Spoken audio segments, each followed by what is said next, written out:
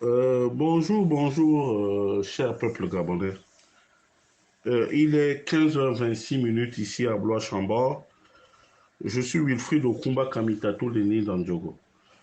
Tout à l'heure, on m'a envoyé un audio d'un sujet fan qui, euh, qui se lamentait que les gens passaient leur temps à faire des audios, que les gens n'avaient pas d'autres occupations. Bon, il a essayé de raconter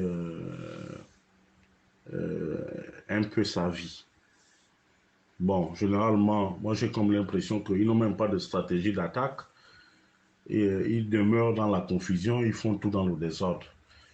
Mais, chers compatriotes, qui a un problème avec les femmes? Surtout pas moi, Wilfried Okumba Kamitatou Lénine Dandjoko. Je n'ai aucun problème avec les femmes, mais vous êtes des personnes de mauvaise foi. Il faut le reconnaître. Reconnaître ces bêtises vous fait avancer, monsieur. Vous êtes là toujours dans le déni. Depuis que nous sommes dans la situation démocratique. Nous sommes sortis du monolithisme en 90. Depuis 90 jusqu'à aujourd'hui. Faites un peu le point de votre comportement. Trahir, c'est dans votre ADN. Vous refusez même de reconnaître ce que vous êtes réellement.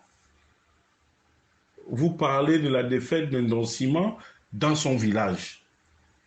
Mais un Ciment ne peut pas gagner une élection au Gabon. Il le sait. C'est un piètre économiste. C'est quelqu'un qui ne roule que pour lui-même. C'est quelqu'un qui est radin, qui est avare. Même vous-même, vous le dites. Vous-même, vous le pensez. Et puis, nous savons le jeu que Ndon jouait en 2016.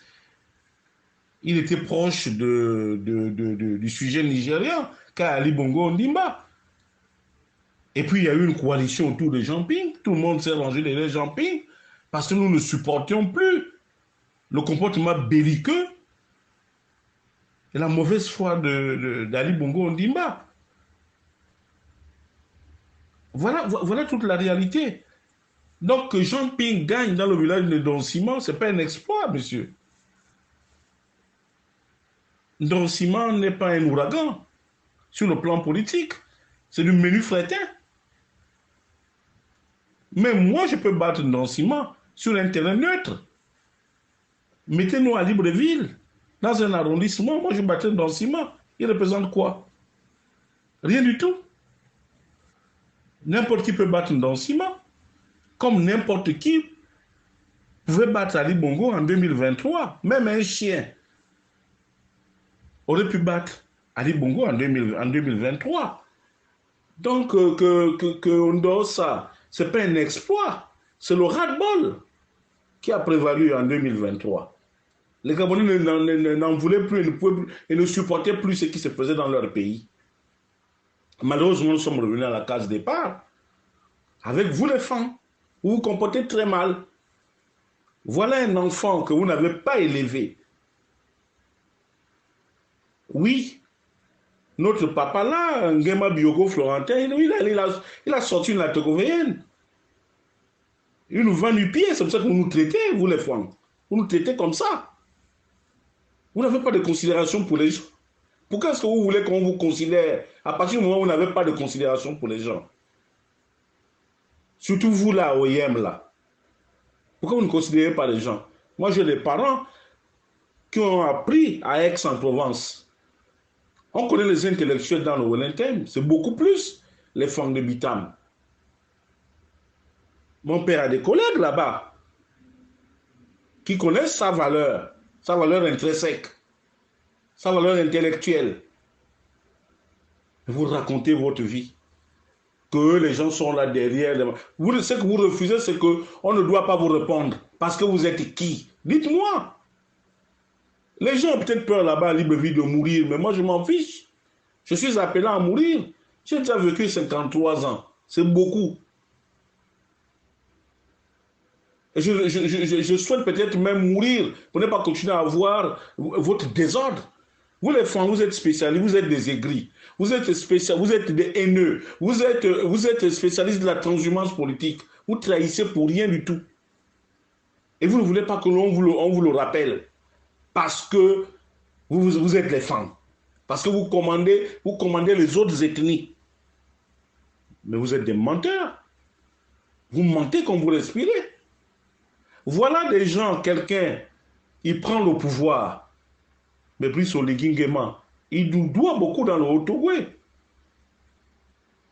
S'il a été porté juste jusqu'à la fonction de patron de la GR, c'est d'abord parce qu'il y a eu une confiance aveugle des Bongo vis-à-vis de lui, ou bien des tenants du pouvoir de ce moment-là vis-à-vis de lui.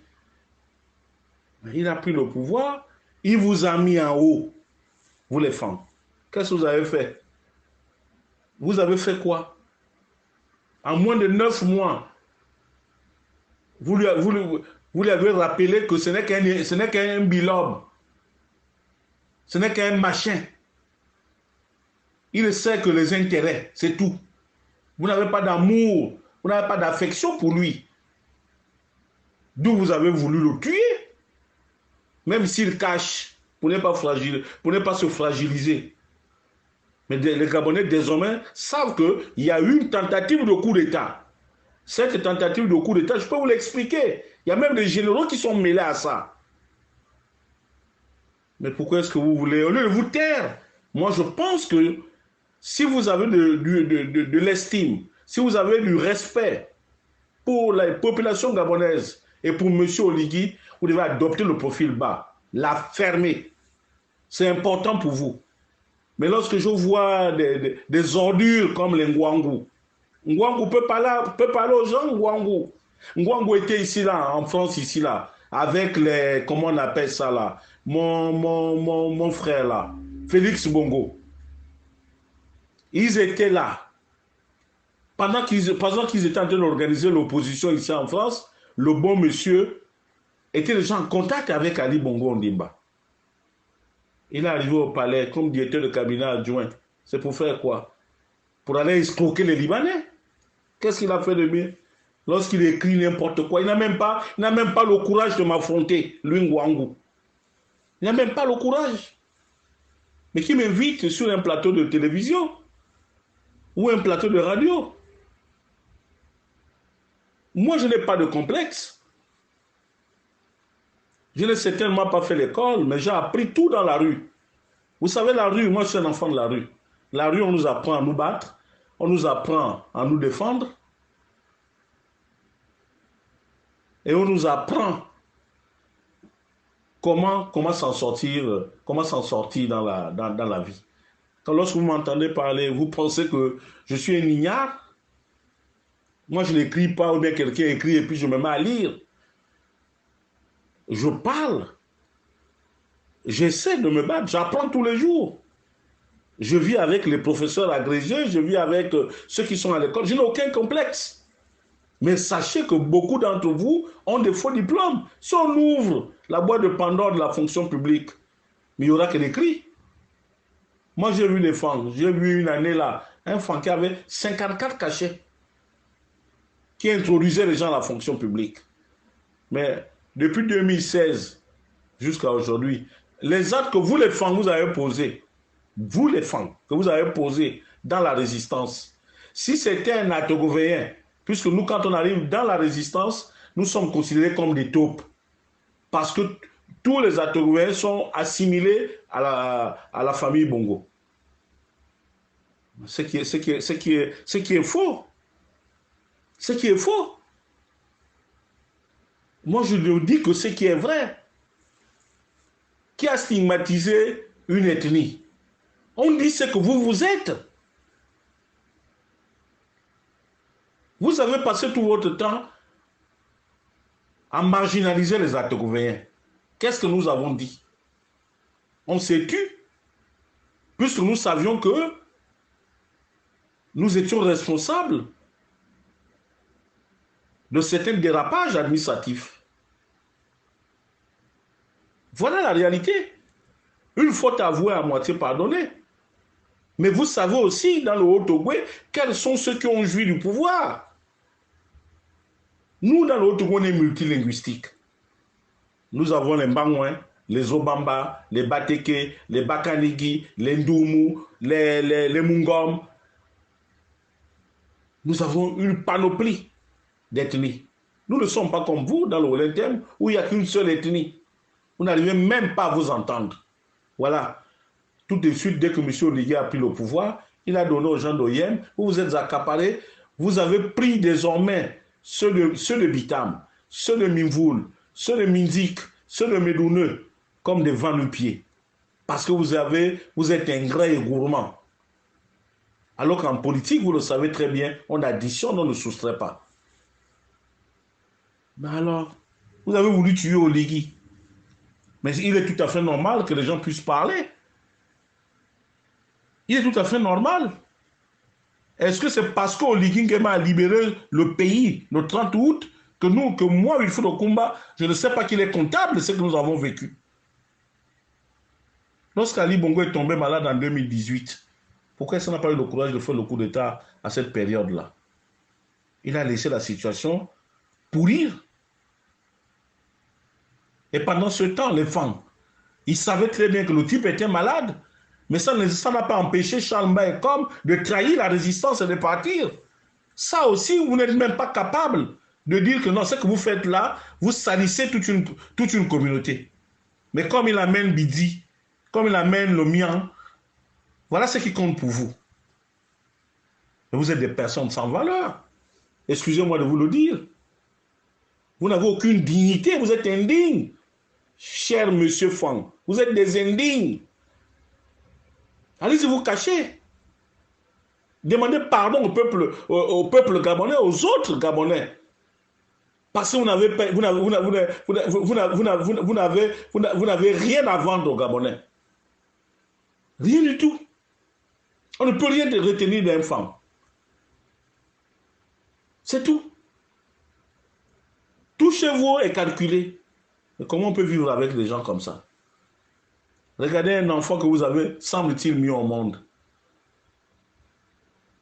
Semble-t-il, je dis bien semble-t-il que vous avez mis au monde, qui vous a tout donné. En moins de 9 mois, vous avez voulu finir avec lui. Et vous continuez à chialer, à raconter votre vie, parce que vous pensez que tous les Artégovéens ou bien tous les Bilobes ont peur de vous. Mais moi, je m'en fiche. Moi, je me balade ici à Paris. Moi, j'ai des enfants, j'ai 8 gosses femmes. 8 gosses femmes. Ou si vous voulez en prendre, prenez. Ce sont mes enfants. Le langage que je vous tiens là, je le leur tiens, je dis que ne soyez pas comme vos parents là. Soyez des hommes intègres. Mais Wilfried Okumba se bat pour quoi? Moi, je me bats pour que ce pays-là puisse reconnaître tous ses enfants. Mais si Brice Totin Oligui Nguema blague avec l'affaire où ses propres frères ont failli l'envoyer dans la tombe, où ses propres frères se sont amusés avec les deniers publics, mais pourquoi alors conserver Yann Ghislain Goulou en prison? Puisqu'il est Artégovéen comme nous, monsieur Oligui, monsieur Oligui Nguema le Fang. Pourquoi continuer à garder ton frère Yann Ghislain Goulou en prison? Pourquoi continuer à garder le petit-fils d'Omar Bongo Ondimba, le grand maître, feu le grand maître, en prison? Pourquoi garder la belle-fille d'Omar Bongo Ondimba en prison? Pourquoi garder toute la belle famille de Yann Ghislain Goulou en prison? Lorsque tu as été incapable de pouvoir faire les choses de manière correcte. Voilà tes propres frères, tes demi-frères, tes assaillants, qui ne te reconnaissent pas, qui t'appellent machin. Les voilà là, qui ont attenté à ta vie, même si tu veux dribbler comme ça. Donc, messieurs et dames, les femmes, préparez quelqu'un, invitez-moi sur un plateau de télévision, nous allons débattre. Vous faites dans le désordre, celui-là vient, il parle, Wilfried Okumba, Wilfried Okumba, Wilfried Okumba. Mais moi je vous dis, ce que je vous dis là, c'est ce que la majorité des Gabonais pensent. J'ai même lu quelque part qu'il y a des gens qui tirent les ficelles. Qui tirent les ficelles? Vous me connaissez? Mais je n'oublie pas que parmi vous, il y a des femmes intègres, comme l'éternel opposant, Monsieur Luc Bengodossi. C'est un monsieur. Voilà quelqu'un qui dit qu'il ne mange pas de ce pain. Voilà quelqu'un qui est respectable. Mais vous, vous êtes tout, vous êtes achetable. Voilà ce que vous êtes. Vous êtes dans le mercantilisme. Et quand on vous parle, ça chiale, ça crie, ça fait ceci. Faites, asseyez-vous, réfléchissez. Regardez un peu le chemin parcouru dans la transhumance. Tout le monde se méfie de vous aujourd'hui. Mieux, le Wenetem rapporte quoi dans le PIB pour qu'on puisse vous donner autant de postes? Au seul motif que parce que vous êtes des Gabonais, Gabonais même entre guillemets, puisque vous êtes frontaliers aussi. Autant vous étiez les gens du Haut-Togo des Congolais, autant vous êtes des Équateurs ou bien des Camerounais.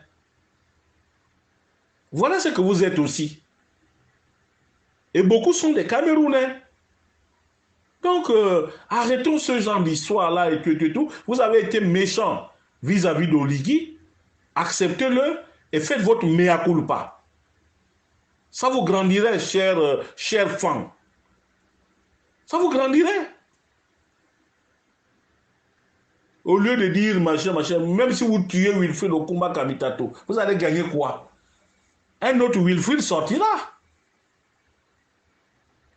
Ce que vous n'acceptez pas, c'est que quelqu'un puisse vous tenir tête. Parce que vous êtes qui? Dites-moi. C'est Oligui qui pense que sans vous, il ne peut pas vivre. Mais il y a des Gabonais qui peuvent se passer des femmes. Vous êtes des êtres humains au même titre que nous. Tout à l'heure, j'ai posé la question. Dites-moi qui a déjà été élu dans vos villages là-bas. Moi, j'ai failli être candidat en 96. À cette époque-là, il est vivant. Monsieur Clotaire Rivala. À cette époque-là, il était, comment on appelle ça? Il était, je crois, gouverneur de la province de Douala-Tem. Je peux peut-être me tromper sur les dates. Mais il connaît bien ce problème. J'ai pris la décision. J'étais parti passer j'avais été affecté disciplinairement là-bas. Dans le Douala-Tem, on m'a envoyé à Com. Je ne me rappelle plus si je fouille bien mes documents. J'ai dit que je serais candidat à la commune d'Oyem. Ça fait un tollé qu'un binôme ne peut pas être candidat ici. Alors que le code électoral est clair. Là où vous avez vos intérêts, vos enfants et autres et tout, vous avez le droit de vous présenter. Mais à contrario, vous les femmes, vous avez le droit de construire dans mon Haut-Togo, dans nos villages, sans qu'on ne dise mot. Mais à partir de maintenant là, nous allons aussi vous chasser de nos villages, parce que vous n'êtes pas sérieux. Lorsque Koskoko se lève, mon oncle à moi, Antoine Koussalouba, ancien agent de la BGD, il avait une voiture Honda Civic rouge. Koskoko se lève, moi j'étais à Oyem là. Il fait un communiqué en langue vernaculaire. Pour sortir Antoine Koussalouba, paix à son âme, d'Oyem, il a fallu qu'il soit mis dans la malle arrière. Ça a été valable aussi pour l'ancien gouverneur de la province de Moyen-Ogoué, M. Bangalivois Barnabé. Qui achète le sida? Dites-moi un peu dans quel marché on achète le sida. Dites-moi. Alors que vous-même, ça pilule en vous. Ça pilule en vous. Vous venez dans le Haut-Togo avec le sida et tout, vous tuez les Atogovains, personne ne vous a jamais fait un communiqué. Mais respectez les autres, chers messieurs et dames, femmes. Si vous voulez maintenant battre le rappel des autres femmes et tout, mais venez, on discute. Moi, je n'ai pas peur de vous. Donc, apprenez à me respecter. Il est 15h45 ici à Blois-Chambord. Je préfère m'arrêter par là. Maintenant, celui qui a des couilles, celui qui pense qu'il peut me répondre, qu'il m'invite sur un plateau de télévision et nous allons en débattre devant les journalistes chevronnés et il comprendra que j'ai parfaitement raison parce que j'ai la liste de tous ceux qui font la transhumance, de tous ceux qui ont trahi le combat. Nansima nous a trahis en 2016. lorsqu'il allait rejoindre Ali Bongo Ondimba, tout en sachant que le peuple de l'opposition avait gagné. Mais encore que, même aujourd'hui, vous faites encore l'opposition par rapport à quoi? Et à qui? Puisque votre fils est devenu président. Il est votre enfant que le jour qui vous donne à manger, qui vous donne de l'argent. Mais vous êtes des pauvres gens. Je ne savais pas que l'idiotie était fan. Je vous remercie.